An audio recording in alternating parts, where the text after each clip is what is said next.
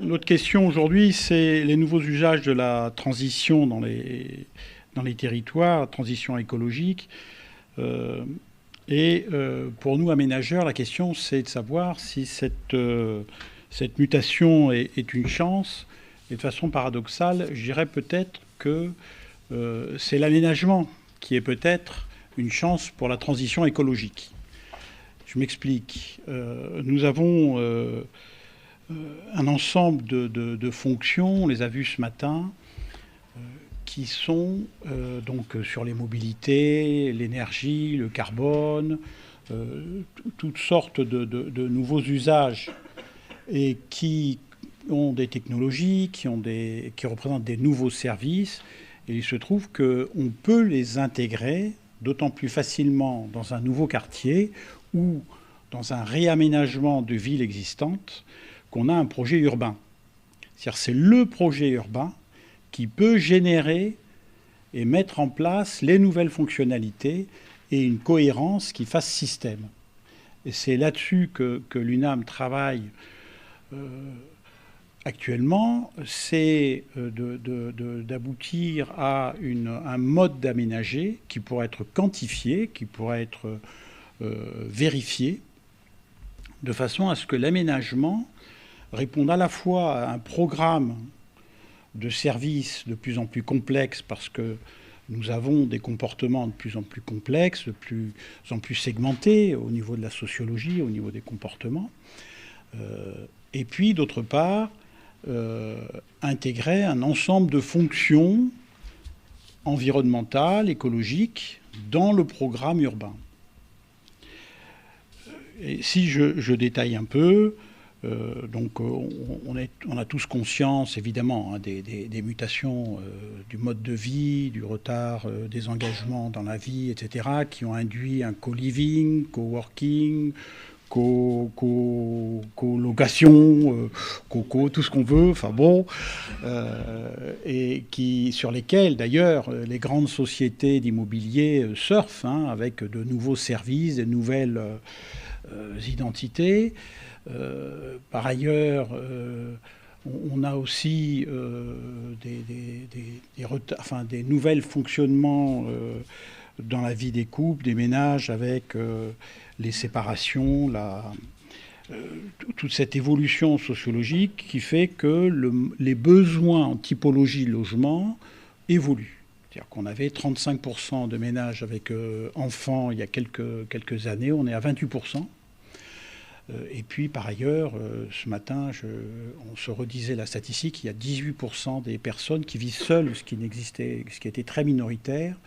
Et vous savez que dans les grandes agglomérations, vous avez 2/3 des ménages, voire 3/4 dans les villes-centres, à Paris notamment, 3/4 des ménages qui sont composés de 1 et 2 personnes. Donc évidemment, ça induit un mode de fonctionnement et des besoins très différents. Ceci dit,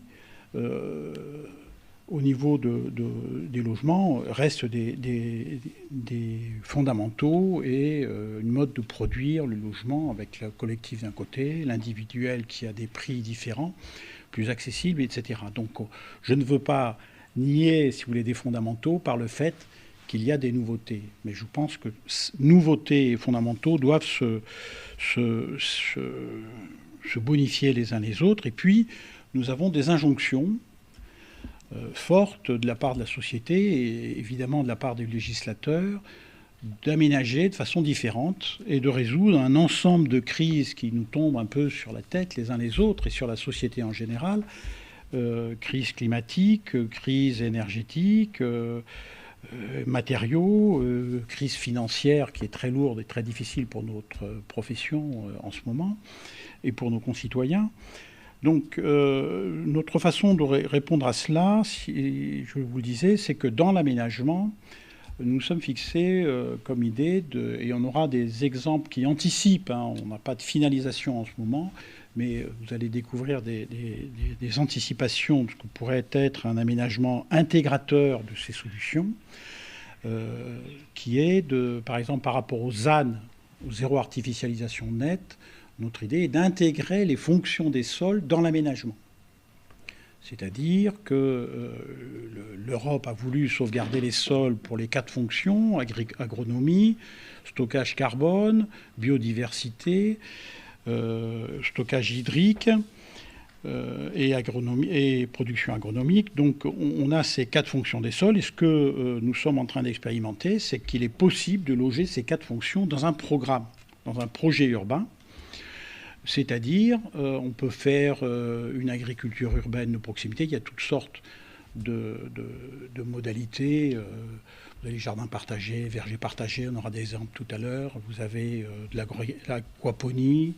Il y a eu une très belle opération qui a été inaugurée en région parisienne avec une serre d'aquaponie sur 3 étages.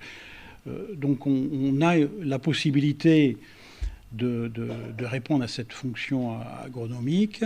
On ne fera pas je n'ai pas de fantasme, on ne fera pas de moisson sur les toits avec des moissonneuses dans des pots de fleurs. Hein, mais si vous voulez, on a une fonction à pouvoir rendre un service alimentaire dans une opération urbaine.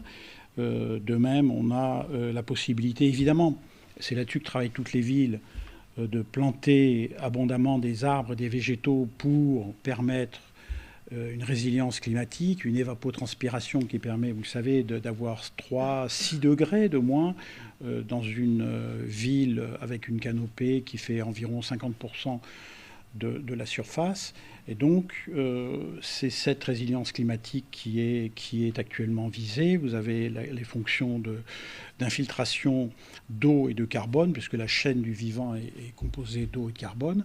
Et puis, en plus, vous avez les fonctions de biodiversité, où ce que nous souhaitons, c'est montrer que nous pouvons inclure, à travers un programme de plantation très développé, des haies, de la biodiversité en abondance, avec des ratios de pleine terre qui peuvent aller de 30 à 50, 60%, pour avoir une densité également urbaine qui est conséquente. Il ne s'agit pas de ne faire qu'une opération végétale.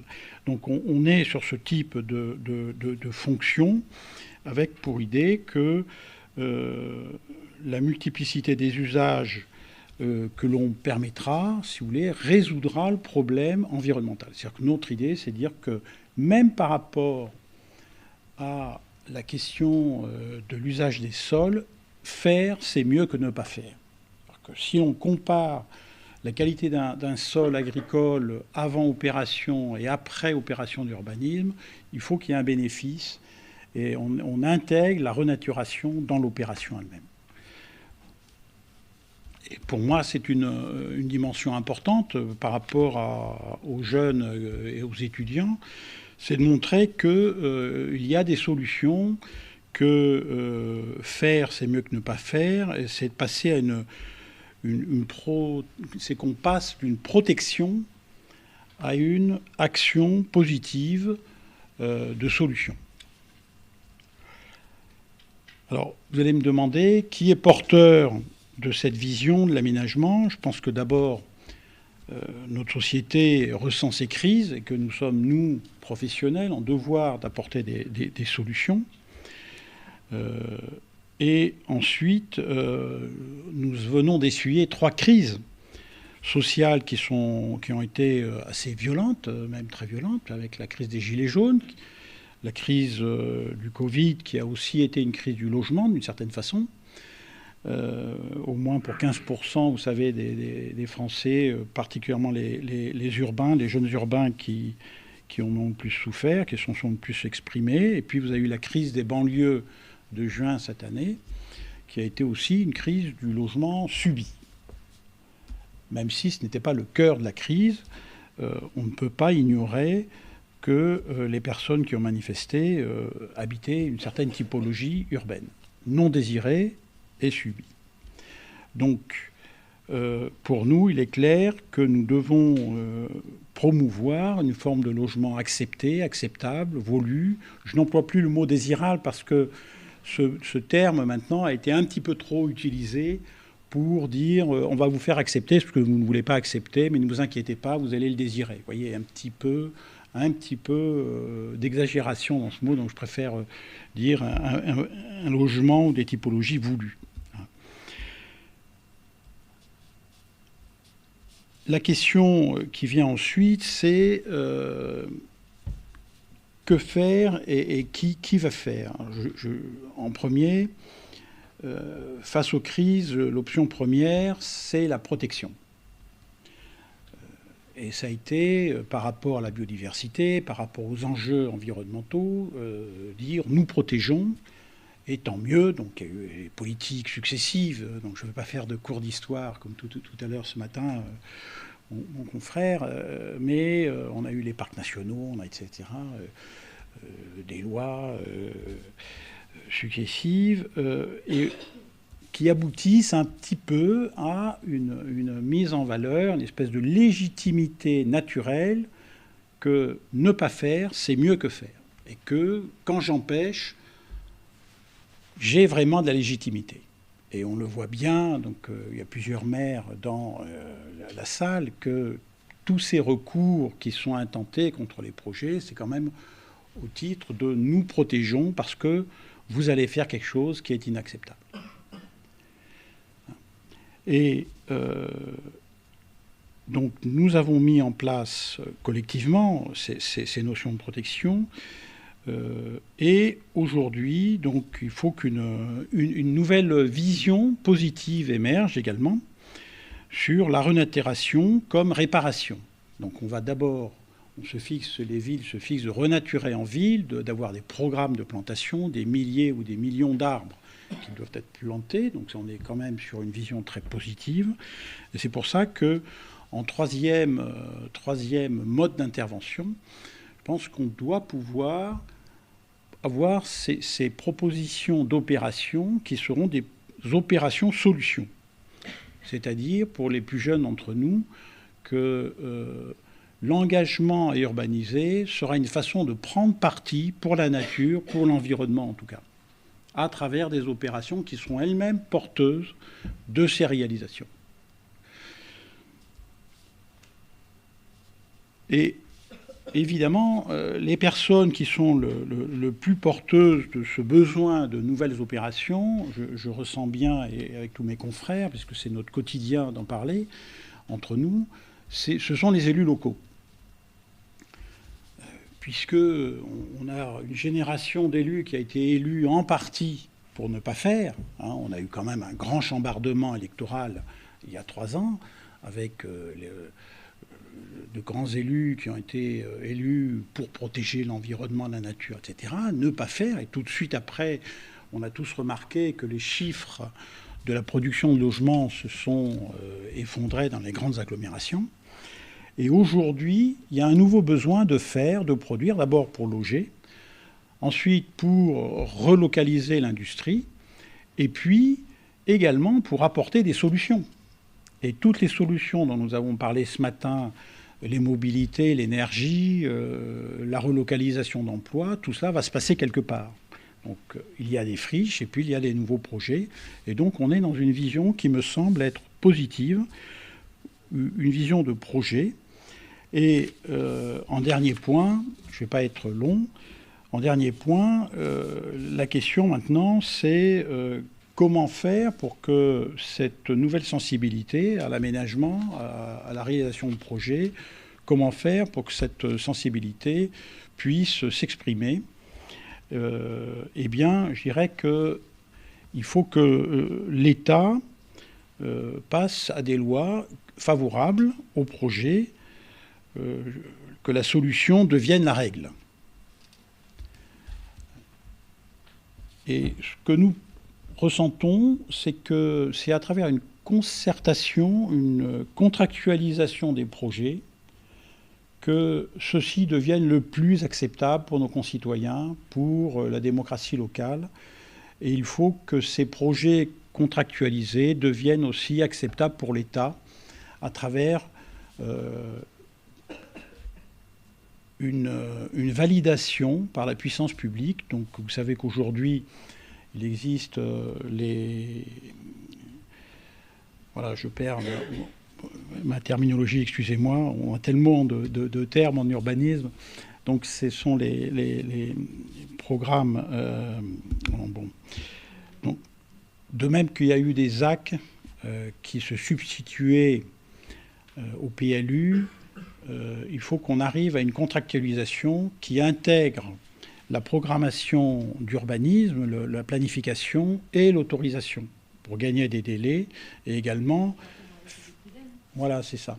Et également faire correspondre les règles entre elles sans passer des années dans les dossiers qui se surajoutent, puisque c'est ce qui met à mal tous les projets, ces questions de délai où on n'en finit jamais de compléter un dossier, de passer d'une étape à l'autre, et puis une règle change le SCOT qui doit donc être révisé, etc. On n'en sort pas. Voilà, je fais sourire dans la salle, tant mieux, parce que c'est ce que nous vivons tous, et heureusement qu'on le prend avec un peu de détachement. Donc le premier point, la première solution que nous proposons, c'est cette contractualisation qui viendra règle, qui validera le projet.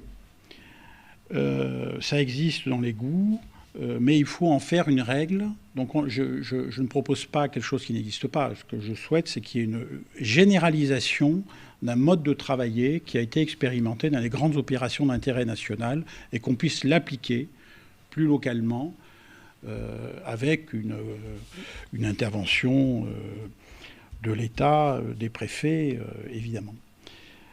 Le deuxième point, c'est cette idée de permis d'aménager bioclimatique, c'est-à-dire un permis d'aménager qui résout les problèmes dont j'ai parlé, qui intègre les fonctions des sols de façon à ce qu'on résolve l'équation environnementale dans l'opération.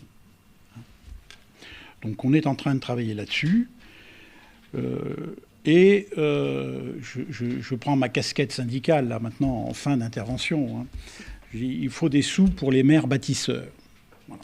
Parce qu'on a désolvabilisé, en quelque sorte, et démonétisé l'action municipale. Il faut réintroduire un intérêt à agir pour les élus, qu'ils aient des équipements, qu'ils aient... en urbanisant, en accueillant des nouveaux habitants, la possibilité de financer ces équipements et de faire valoir pour les habitants en place que l'accueil de nouveaux habitants permet de créer de la valeur. Donc ce que nous avons proposé à plusieurs fédérations, c'est un partage de TVA supplémentaire, on appelle ça une TVA maire bâtisseur. L'idée, c'est que si on fait plus de logements une année, entre l'État et la collectivité, il puisse y avoir un partage de la TVA supplémentaire. Ensuite, évidemment, on a un fort besoin de relance. C'est tout le problème aujourd'hui quotidien de nos concitoyens qui ont besoin de prêts à taux zéro, etc. Mais là, je ne veux pas finir plus sur ces questions très conjoncturelles, mais on ne peut pas s'en empêcher.